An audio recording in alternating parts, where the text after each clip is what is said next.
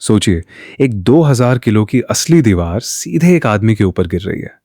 अगर वो सही जगह खड़ा रहा तो ये सीन फिल्मी इतिहास बन जाएगा, लेकिन अगर जरा सी भी गलती हुई तो शायद यही उसकी आखिरी फिल्म हो सकती थी। आज के समय में ऐसा सीन शूट करने के लिए सीजीआई, वीएफएक्स और स्टंट डबल का इस्तेमाल किया जाता है, लेकिन 100 साल पहले ये सब कुछ था ही नहीं। फिर उस दौर के फिल्म मेकर्स ने ऐसे खतरनाक और हैरान कर देने वाले सीन आखिर बनाए कैसे? सबसे पहले बात करते हैं 1924 की फिल्म शर्लॉक जूनियर की। फिल्म में एक आदमी भागते भागते एक दूसरे व्यक्ति के पास पहुंचता है। सामने वाला अपना ब्रीफकेस खोलता है और वो आदमी उसके अंदर से ऐसे निकल जाता है जैसे ब्रीफकेस कोई दरवाजा हो।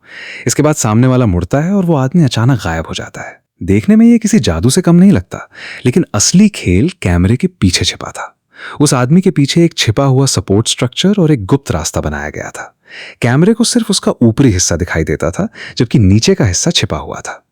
जैसे ही मुख्य अभिनेता उस छिपे हुए रास्ते से दूसरी तरफ निकलता, पीछे की ओपनिंग बंद कर दी जाती और कैमरे में ऐसा दिखाई देता जैसे इंसान अचानक गायब हो गया हो। अब आते हैं एक और खतरनाक सीन पर। हैरोल्ड लॉयड एक ऊंची इमारत की दीवार से लटकते हुए दिखाई देते हैं और गिरने से ठीक पहले एक बड़ी सी घड़ी पकड़ लेते हैं।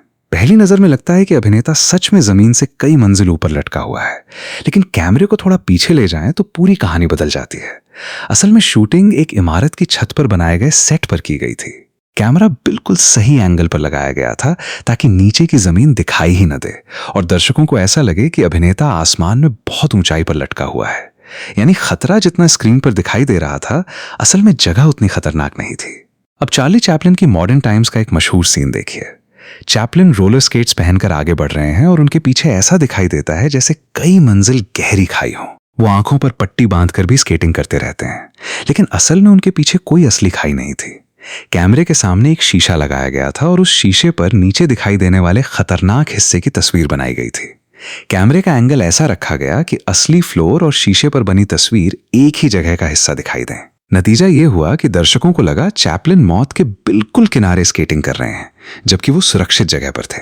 इस टेक्निक को ग्लास शॉट या मैट बेस्ड विजुअल ट्रिक के रूप में इस्तेमाल किया जाता था और पुराने सिनेमा में ऐसी तकनीकों ने कई असंभव दृश्यों को संभव बना दिया। अब जरा उस इफेक्ट के बारे में सोचिए जिसमें एक जवान चेहरा अचानक बूढ़ा दिखाई देने लगता है। आज इसे कंप्यूटर में आसानी से बनाया जा सकता है, लेकिन पुराने समय में ऐसी टेक्नोलॉजी मौजूद नहीं थी। इसके लिए मेकअप और स्पेशल फिल्टर्स का इस्तेमाल किया जाता था।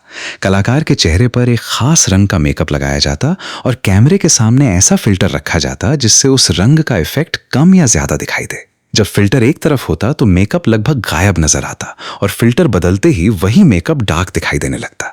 ब्लैक एंड व्हाइट फिल्म के साथ ये बदलाव और भी ज्यादा ड्रामेटिक दिखाई देता था। यानी एक्टर की उम्र सच में नहीं बदल रही थी, कैमरा बस हमारी आंखों को धोखा दे रहा था।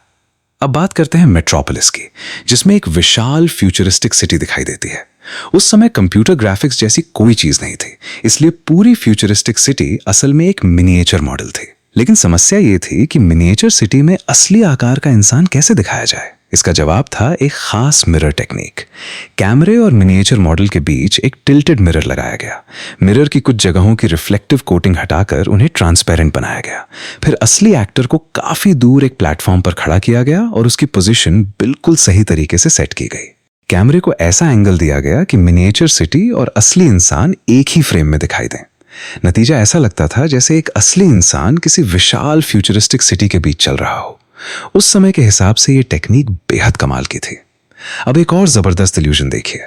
दो एक्टर्स की हाइट लगभग बराबर है, लेकिन स्क्रीन पर एक आदमी दूसरे से 4 गुना बड़ा दिखाई देता है।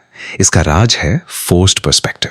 एक एक्टर को कैमरा के बिल्कुल पास रखा जाता है और दूसरे को काफी पीछे।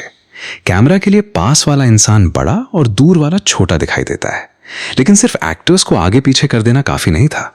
आसपास के प्रॉप्स और सेट भी उसी अनुपात में बनाए जाते थे ताकि पूरी तस्वीर बिलीवेबल लगे। कैमरा को एक खास पोजीशन पर बिल्कुल स्थिर रखा जाता था और दोनों एक्टर्स को अलग अलग रेफरेंस पॉइंट्स पर देखने के लिए कहा जाता था।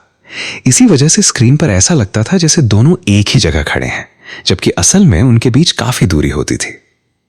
अब वापस आते हैं बस्टर कीटन पर। उनके कई स्टंट्स इतने खतरनाक थे कि आज भी उन्हें देखकर दिल रुक सा जाता है। एक सीन में उन्हें एक बिल्डिंग से दूसरी तरफ जंप करना था। योजना थी कि वो सामने की एज पकड़ लेंगे, लेकिन शूटिंग के दौरान वो पकड़ नहीं पाए और सीधे नीचे गिर गए। सौभाग्य से नीचे सेफ्टी नेट और पैडिंग मौजूद थी, इसलिए वो बच गए। लेकिन ये कोई कंप्यूटर एनिमेशन नहीं था। एक्टर सच में हवा में गिर रहा था। यही वजह है कि उस दौर के कई स्टंट्स आज भी इतने रियल लगते हैं, क्योंकि उनमें से कई चीजें वास्तव में कैमरे के सामने हुई थीं। अब चलते हैं 1968 की फिल्म 2001 ए स्पेस ऑडिसी पर। इसमें एक पेन हवा में फ्लोटिंग दिखाई देता है। आज ऐसा इफेक्ट सीजीआई से कुछ ही मिनटों में बनाया जा सकता है, लेकिन उस समय इसका तरीका काफी सिंपल था। एक ट्रांसपेरेंट ग्लास सरफेस को कैमरा के सामने रखा गया और पेन को उस सरफेस पर फिक्स किया गया। फिर ग्लास को धीरे धीरे मूव और रोटेट किया गया।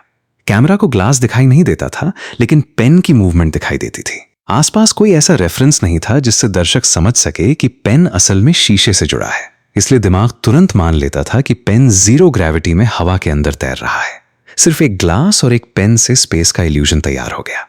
अब वापस चलते हैं 1901 में, जब सिनेमा अभी बिल्कुल शुरुआती दौर में था। जॉर्ज मिलीज ने एक ऐसा इफेक्ट बनाया जिसमें उनका सिर लगातार बड़ा होता दिखाई देता है। उस समय न सीजीआई था और न मॉडर्न एडिटिंग सॉफ्टवेयर। ऐसे इफेक्ट्स के लिए camera positioning, perspective, multiple exposure और केयरफुली प्लान्ड शॉट्स का इस्तेमाल किया जाता था। मेलियस को पता था कि कैमरा के सामने चीजों को किस तरह अरेंज करना है ताकि दर्शक को इम्पॉसिबल चीज भी बिल्कुल रियल लगे।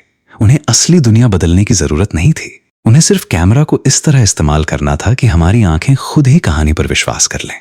तो इन सभी सीन्स को एक बार फिर याद कीजिए। गिरती हुई दीवार, अचानक गायब होता इंसान, हवा में लटका अभिनेता, खतरनाक स्केटिंग, मिनिएचर सिटी, 4 गुना छोटा दिखाई देता इंसान, हवा में तैरता पेन और 1901 में बदलता हुआ सिर। इन फिल्म मेकर्स के पास आज की तरह एडवांस टेक्नोलॉजी नहीं थी, लेकिन उनके पास एक चीज थी, इमेजिनेशन।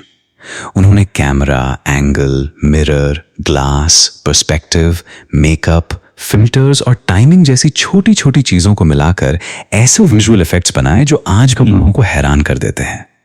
आज हम कंप्यूटर से पूरी दुनिया बना सकते हैं, लेकिन उस समय फिल्म मेकर्स को एक कैमरा और कुछ क्लेवर ट्रिक्स से ही दर्शकों को दूसरी दुनिया में ले जाना पड़ता था। और शायद पुराने सिनेमा का सबसे बड़ा जादू यही था। टेक्नोलॉजी कम थी, लेकिन इमेजिनेशन की कोई लिमिट नहीं थी।